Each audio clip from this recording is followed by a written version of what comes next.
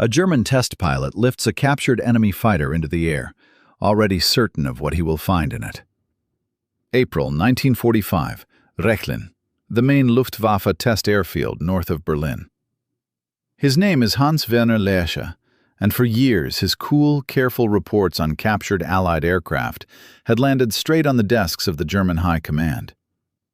On the concrete in front of him stands a British Tempest, its serial number carefully preserved by the Germans on the fuselage. E-J709. 4 cannon in the wings. A temperamental English engine that keeps cutting out and running rough. Lerche has dozens of these flights behind him already, captured American Mustangs and Soviet Yaks among them. The task in front of him is the same as always. Work out how dangerous this particular machine is and write it down honestly. He was right about almost everything he would put in that report. Germany had been right about almost everything it believed about this war in the air down on the deck 3 years earlier. And that is exactly why what happens next is worth telling without any gloating. This is a story about how a correct model of the world quietly stops being true, and the man inside it is the last to find out. By the end of this video, you will know exactly why the fastest low-level fighter of the entire war wore British markings, why German gunners ringed one single airfield with a wall of 150 guns against one type of enemy aircraft, and why the accurate, honest report of a master test pilot saved not one German life. Before we go further, a quick question for you. If someone in your family flew or served in aviation in those years, on either side of the front, tell us about them in the comments. Stories like that are worth saving while they can still be told. Now let us go back 4 years, to the morning when the German model of low-level air combat first turned out to be exactly right, and to the man who built that model with his own hands, not yet knowing he had built an expiry date into it.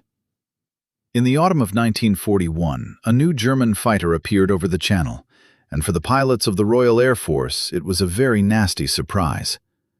It was called the Focke-Wulf 190, and it was designed by an engineer named Kurt Tank.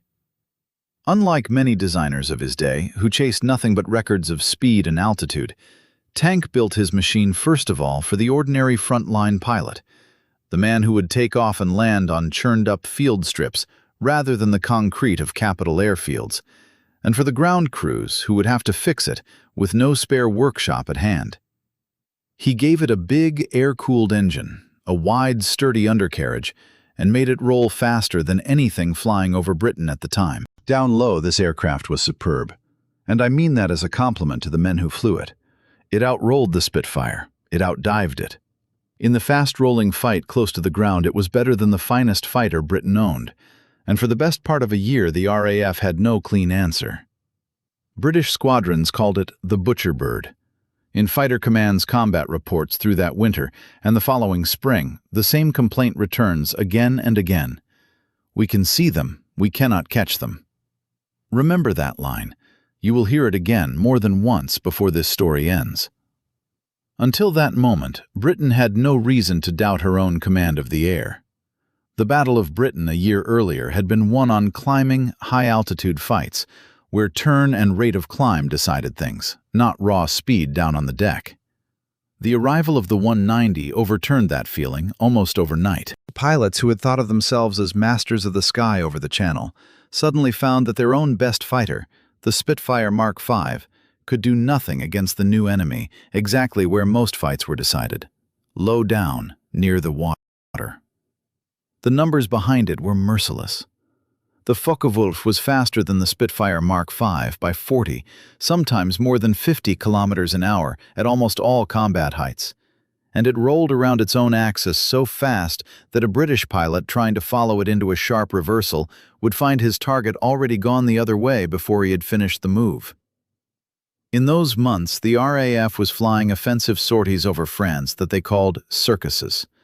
Small groups of bombers under fighter escort sent to lure the Germans up into a fight.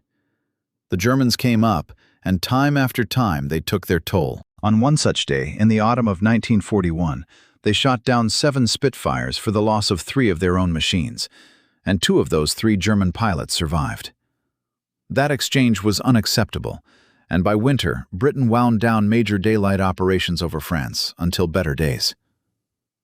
Out of this experience, the German fighter arm built a whole picture of the world, and that picture was well-founded. Their doctrine held that the decisive fight happened low and fast, in the first few thousand feet, and that there the German fighter and the German pilot had no equal. Behind that confidence stood evidence, won in real combat, written into Fighter Command's losses, confirmed on almost every sortie over the Channel for 2 years. And here is the real tragedy of this story, rather than a simple moral. Inside their own frame, they were completely right. The Focke-Wulf 190 was one of the finest combat aircraft of the war. The men who flew it were professionals of the highest order. The doctrine was sound.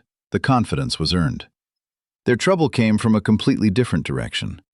The world beneath their model was quietly changing, and the frame they trusted so much was preparing to go out of date at the very moment the doctrine itself remained flawless. Their model worked. It worked beautifully. It worked right up until the morning it stopped working. For a while, Britain patched the problem.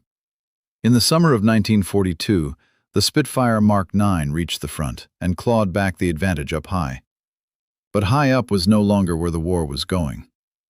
As the Allied bomber fleets grew and the fighting shifted toward the ground campaign in Europe, more and more of the real work happened down below, over the beaches, the bridges, the flak-ringed airfields, the flying bomb launch sites. Down there, in the thick air near the ground, the 190 was still king. Everyone knew it. The Germans knew it best of all. They were about to meet the aircraft that would take that crown away from them.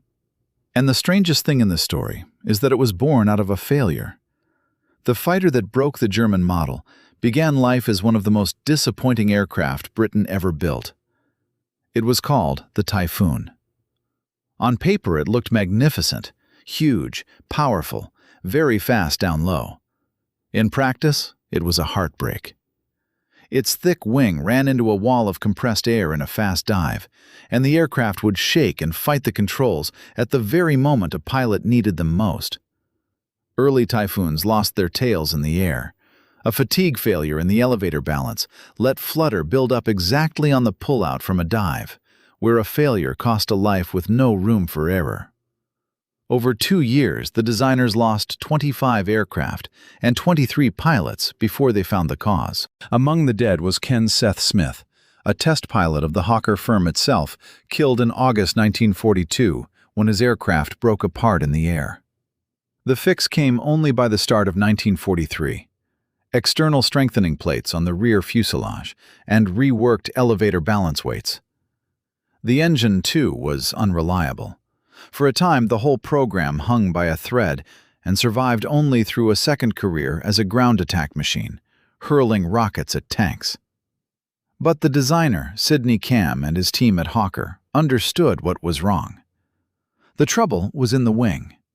Its thickness at the root reached almost 20% of the chord, against a little over 13 for the Spitfire, and at that thickness the air simply would not behave itself at high speed. So they threw the wing away and built a new one. Thin, elegant, a semi-elliptical shape that slipped through the fast air where the old one had choked. The change ran so deep that the aircraft earned a new name. The Typhoon's troubled successor became the Tempest. Now look at what they had. The Tempest Mark V kept the enormous Napier Sabre engine, 24 cylinders arranged in a flat letter H, producing around 2,400 horsepower at ground level. In the new wing sat 4 20mm cannon, and where it mattered, it turned out to be the fastest thing in the sky. In level flight at altitude, it made around 432 miles an hour, and down on the deck close to 400. Faster at low level than any other piston fighter the whole war produced, on any side. Across the war, they built 1,702 aircraft of this family, but of the actual combat mark, the one that went to war, only 805 were made. A modest number beside the tens of thousands of other fighter types that came off British production lines. It reached the squadrons in the spring of 1944, first with number 486 Squadron, manned by New Zealanders, and No. 3 Squadron, based on a small grass field in Kent called Newchurch. And then, on the 13th of June 1944, exactly 1 week after the Normandy landings, the test came. That night, the first pilotless flying bombs, the V-1s, crossed the British coast. Small, jet-driven, unmanned, they came in low and fast, a couple of thousand feet up, doing better than 350 miles an hour. Each one carrying nearly a ton of explosive, and the target was London. The very first bomb came down on a railway bridge on Grove Road in Bow, killing 6 people and wounding 42 more. By the 6th of July, Winston Churchill reported to Parliament that by that hour, flying bombs had killed 2,752 people and wounded around 8,000. And that was only the beginning. Intercepting them was almost impossible, because to do it, you needed a fighter that could run a bomb down before it reached the city. There were not many such aircraft on Earth. The Tempest was one of them. At Newchurch, the Tempest wing was led by Wing Commander Roland Beaumont, a man wearing the ribbons of the Distinguished Service Order and Bar and the Distinguished Flying Cross and Bar. He was no newcomer to this war. Back in 1939, he had flown Hurricanes with No. 87 Squadron in France with the British Expeditionary Force, scored his first victories, and then come through the Battle of Britain. Now, 5 years on, it was he who took the very first air victory ever credited to a Tempest, a Focke-Wulf shot down over Rouen days after the landings. Now he turned his whole wing against the flying bombs. He had the cannon of his aircraft reharmonized so that the fire of all 4 guns converged at 300 yards. One accurate burst was to tear a bomb out of the sky rather than scratch it on its way past. The method worked so well, it was adopted across the wing. The highest-scoring flying bomb pilot of the entire war came from this same wing. Catching a flying bomb was nothing like an ordinary air fight. The bomb did not maneuver, it did not dodge, it did not shoot back, and it also gave you no second chance. You had to run it down in daylight or by moonlight, close from behind at a speed above its own 350 miles an hour, and put a burst exactly into a tiny target while there was still a safe distance between you. Too close, and the blast of a ton of explosive could take the hunter with it. His name was Joseph Barry, a squadron leader with the Distinguished Flying Cross and 2 bars. Before the Tempests, he had flown as a night fighter pilot on Defiance and Beaufighters in North Africa, over Salerno and Naples, and shot down 3 aircraft there. Now, in less than 2 months over Kent, he ran his tally to 59.5 V-1s destroyed, more than any other pilot of the war. On the 23rd of July, 1944, he shot down 7 bombs in a single night. 7. Picture what that takes. Alone, in the dark, down on the deck, closing to point-blank range again and again on a machine packed with high explosive. To understand the weight of that work, you have to remember what it was fighting. By the end of the summer, the Germans had launched around 7,000 flying bombs at Britain, and nearly 5,000 people had died under them. Every machine not shot down in the air found a target on the ground, most often in the residential streets of London and its suburbs. Here is the number that explains everything else in this story. 638. That is how many flying bombs the Tempests were credited with over the summer of 1944. More than the Mosquito, which had a little over 400, more than the Spitfire Mark 14, more than the Mustang. Fewer than 100 Tempests, in a few months, knocked 638 of these machines out of the sky before they reached London. Every one of those numbers meant a bomb that did not fall on a street, a night that stayed quiet, a house still standing in the morning. Now, ask the obvious question. If this aircraft was so good, so fast down low, why did the Germans not simply build one of their own? They were brilliant engineers, and their industry at the height of the war was vast, able to raise whole new classes of weapon in a matter of months. Why was there no German Tempest? The answer lies in the deepest part of this story, and it has almost nothing to do with the pilots. It has to do with the two countries behind them. It was not the guns and not the men. It was the engine, the wing, and the willingness of a whole nation to spend years backing something that kept going wrong. The Napier Sabre, the engine that lifted the Tempest into the air, was one of the most difficult piston aero engines ever put into mass production. 24 cylinders, sleeve valves instead of the ordinary kind. The system was fiendishly hard to make to the tolerances it needed. And for years it was a nightmare for engineers and for pilots alike. The prototypes were hand-assembled by Napier craftsmen, and carrying that over to a real production line proved almost impossible. The chrome molybdenum steel sleeves failed again and again, and cylinders seized in mid-flight. The solution came from the outside. The Ministry of Aircraft Production made the rival firm of Bristol take over the manufacture of those very sleeves, using the experience it had built up on its own Taurus engine, experience that Napier simply did not have. And here is what stood behind those tolerances and sleeves in reality. The temperamental Sabre killed British pilots on training flights and on takeoffs before they ever met a single German in the air, failing at the exact moment when the cost of a mistake was highest. Britain knew that price and paid it year after year anyway, pouring engineers, money, and factory floor into an engine that would not work, until it finally began to deliver its 2,400 horsepower reliably enough to go to war. What that cost is clear from a single comparison.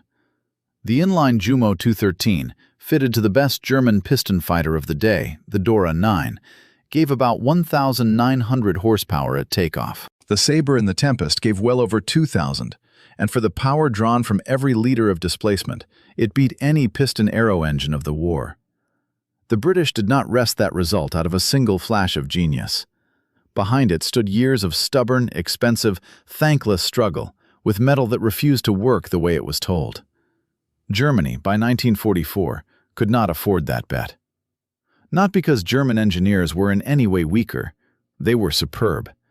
It was because the German war economy had already placed all its chips somewhere else, on the jet engine and the rocket, on the Messerschmitt 262 and the weapons of the future.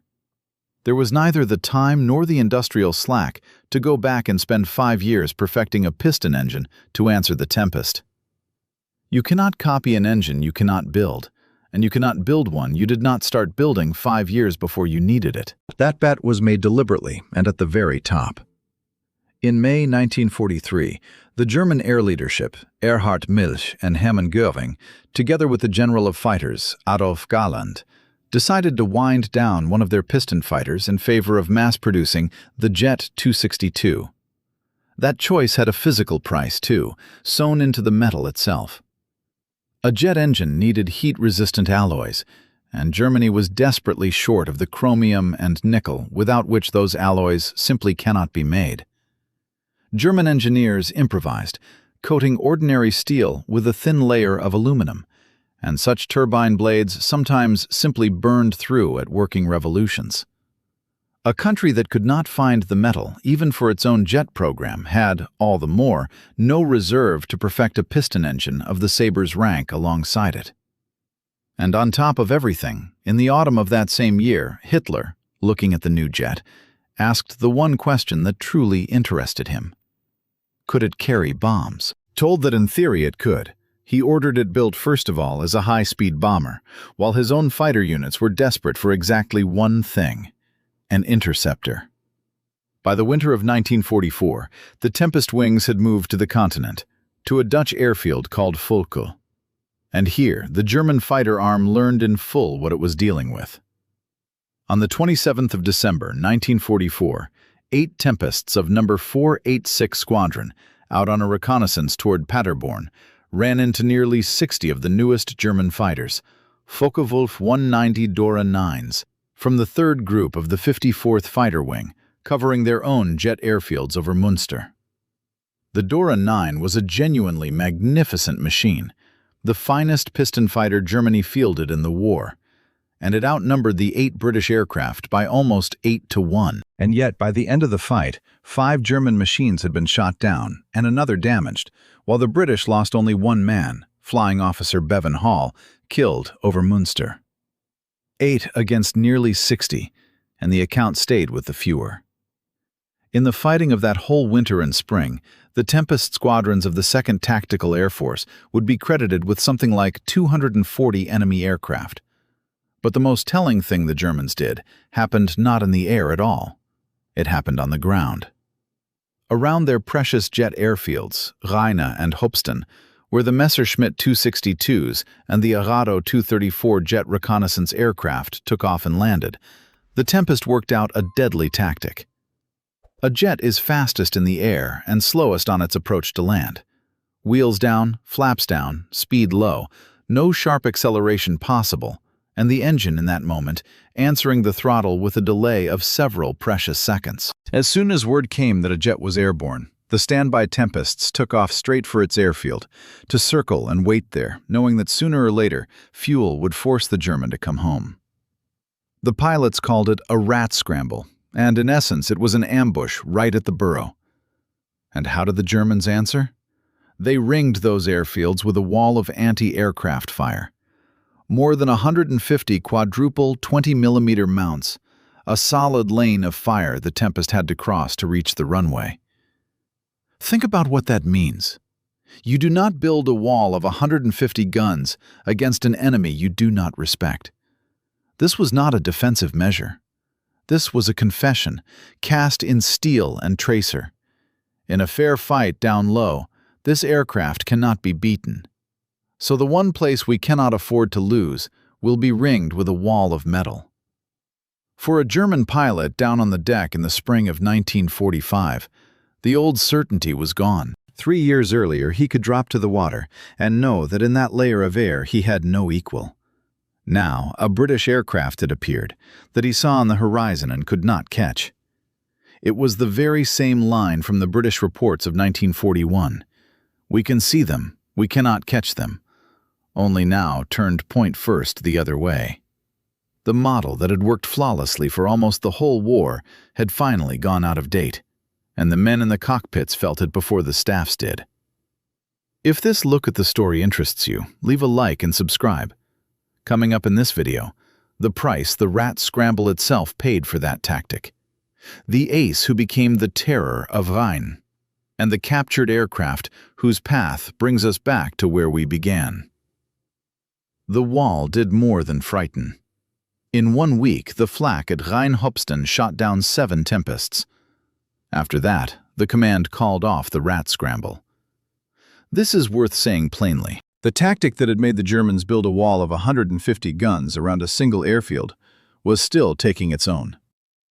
7 crews in 7 days, and that is not counting those lost in ordinary air combat. The artifact built out of pure fear still worked, and it had to be judged dangerous enough to call off the hunt itself. Picture what it meant to cross that wall. A Tempest pilot who caught a jet on its approach had to drop toward the runway itself, into the place where the fields of fire of 150 barrels met, and fly straight for several seconds, holding his aim, while the air around him turned into a solid lattice of tracer. The very speed that made the Tempest untouchable in a fair fight down low meant almost nothing here. The gunner had no one to chase. He only had to fill a certain block of sky with fire and wait for the aircraft to fly into it. 7 crews in 1 week were exactly that price, and at some point, the price outweighed the prey. The most persistent of those who tormented the Germans over Rheine was a man who was not British by birth at all. His name was David Fairbanks, an American who had joined the Royal Canadian Air Force and flown with the RAF, a squadron leader with 3 distinguished flying crosses, the highest-scoring Tempest pilot of the war. The Germans around that airfield gave him a nickname, the Terror of Rheine. On the 11th of February 1945, he shot down what he took for a jet fighter. German records later showed it was an Arado 234, a jet reconnaissance aircraft rather than a fighter, and it was the first of its type ever destroyed by the Allies. For several minutes, he played hide-and-seek with the target through the clouds over Rheine itself, losing it and finding it again, until the German pilot, deciding he had shaken off the troublesome Tempest, finally began his landing approach. At the very moment the jet's undercarriage went down and its speed fell to landing pace, Fairbanks dropped out of the clouds, jettisoned his drop tanks to wring everything the engine could give, and closed to 300 yards before the German noticed a thing. Just 2.5 weeks later, on the 28th of February, on the way back from a rail interdiction sortie, he led 6 Tempests against a formation of some 40 German fighters. 6 machines against 40. The decision to join that fight, rather than leave with the speed advantage the Tempest held down low, was Fairbanks' own, made in seconds in the cockpit before the first shot. After a hard fight, he was himself shot down by a Focke-Wulf and taken prisoner at once. There was among the Tempest pilots one man whose memory of these months outlived almost all the rest, because he wrote it down in his own hand. His name was Pierre Clostermann, a Frenchman who went to fight under the British flag after his own country fell. By the end of the war, he commanded a flight in No. 3 Squadron, flew the Tempest over Germany itself, and became the highest-scoring French ace of the Second World War, with 33 air victories. After the war, he wrote a book of memoirs called The Big Show, which sold in the millions and for decades became, for a great many readers, all but the definitive account of what it was to fight in the sky of 1945. And here is the knot the whole story ties itself into. The German report on the Tempest, written by a man who knew his trade, was lost for good. The British side of the very same story survived almost whole, in books, in flight logs, in combat reports, in the memory of men who came home and lived to tell it. One side counted its personal victories and did not keep its verdict on the enemy. The other wrote down everything and carried out of the war both a tally of kills and a coherent account of what happened and why. Now let us go back to where we began, to the captured Tempest on the concrete at Rechlin. On the 10th of April, 1945, just days before Lerche lifted that machine into the air, American aircraft struck this same airfield with nearly 170 heavy bombers, aimed squarely at the bases of the German jet fighters, and all but leveled Rechlin. The testing of the captured Tempest went on in the literal ruins of the very world that aircraft had helped to destroy. This particular machine had fallen into German hands in October 1944. Its pilot, a New Zealander named George Taylor Kinnell, came under fire from German anti-aircraft defenses down on the deck over occupied Holland, and had to belly land the damaged aircraft near the town of Kerken. He had time neither to set fire to the cockpit nor to properly wreck the instruments. It all happened too fast for that. Kinnell survived, raised his hands, and went into captivity, while the aircraft, damaged by German assessment about 15%, was judged worth saving and sent to the airfield at Fino. There it was repaired using parts from a second Tempest shot down near Hessepe at the very end of December. One downed machine went literally into spares for another, so that a single British fighter might fly again under the enemy's cross. By the 4th of January 1945, the aircraft could fly, and at the end of January, Hans-Werner Lerche flew it to Rechlin himself. Because of the engine trouble, the testing went badly, and Lerche's real flights on this aircraft took place only in the middle of April 1945, a matter of weeks before the war ended. He wrote his report, and somewhere in the wreckage of the final weeks, that report vanished. We do not know the exact words Lerche said on paper. You may already have heard, elsewhere, a supposedly exact quotation from that document. Do not believe it. The real text has not come down to us, and anyone who recites it to you word for word is deceiving you. We know only what is independently confirmed, that he flew this machine, that the engine gave him trouble throughout, and that, by everything known about the man from his own book, he wrote the truth as he found it. The paper is gone, but the verdict stayed written in the air itself, and that turned out to be enough. The German way of counting was the duel, the personal score, the victories painted on the tail. And by that measure, the German fighter arm was magnificent to the very end. The British way of counting was quieter, and in the last year of the war, it decided more. It was a system, the engine no one else would persevere with, the number that never appears on a headstone. 638 flying bombs pulled out of the sky over Kent. a wall of 150 guns thrown up in fear around one jet airfield. After the war, one of the German pilots of the Messerschmitt 262 was asked who had been the most dangerous opponent of that jet fighter. Not the Spitfire, not the Mustang. His name was Hubert Lang, and his whole answer came down to a few words. The most dangerous opponent of the Messerschmitt 262 was the British Hawker Tempest, extremely fast at low altitude, highly maneuverable, and heavily armed. There it is, that answer. It came from a German who had every reason to say otherwise, years after the guns fell silent. Let us give the Tempest its due as well, because reverence without honesty is just flattery. It was no miracle machine. The aircraft was heavy, demanding, unforgiving of a careless hand, and even for a skilled pilot, it forgave far from every mistake. Joseph Barry deserves a separate word. On the 2nd of October 1944, on a dawn patrol southwest of the town of Assen, his Tempest, at around 50 feet, came under small arms fire from the ground. Too low to escape it, he passed his last words to his squadron over the radio. "I've had it, chaps. You go on." He was 24 years old. David Fairbanks survived captivity. At the end of April 1945, in the very weeks when Hans-Werner Lerche was flying the captured Tempest at Rechlin, advancing Allied troops liberated the camp where he was held. After the war, he went to Cornell University, took a degree in engineering, and became a Canadian citizen. He became a pilot once more, only now in peace. A test pilot with de Havilland, Canada, a man who lifted new machines into the air and came back to tell the truth about what he had found in them. The German verdict on the captured Tempest never did come together into a tidy document that could be picked up and read aloud. Not a line of it survives on paper.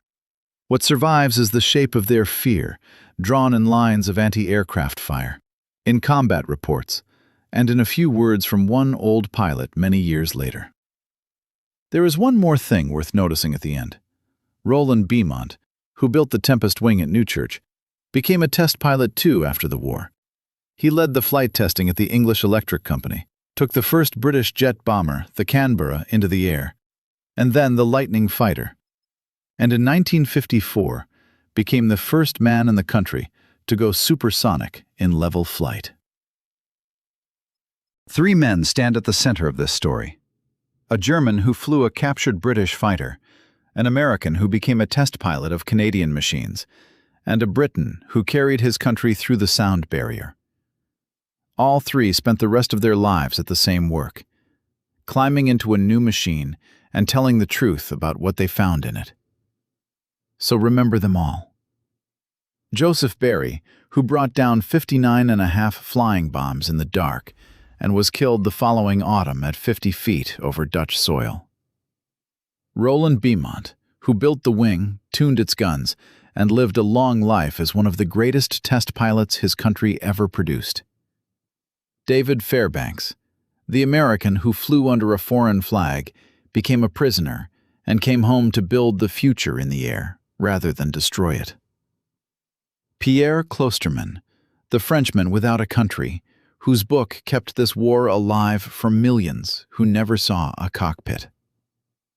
George Taylor Cannell, whose downed machine became, by pure chance, the central piece of evidence in this story. And Hans-Werner Lerche, the honest German who flew the enemy's fighter and set down the truth about it, whatever that truth was, before the page was lost forever. None of them chose the part that fell to him in this story. Cannell did not choose that his downed machine would end up in enemy hands. Lerche did not choose that his accurate report would be lost in the chaos of a collapsing country. But everything left of them, the figures, the reports, the wall of guns, the few words of an old man decades later, tells this war more honestly than any tidy document that might have come down to us intact. The verdict on the Tempest was passed after all. The German report on paper was lost, and its place was taken by 150 guns around one airfield, and one short sentence from a German who had no reason to flatter his enemy. That, it turned out, was enough for the truth to be known, without the missing page.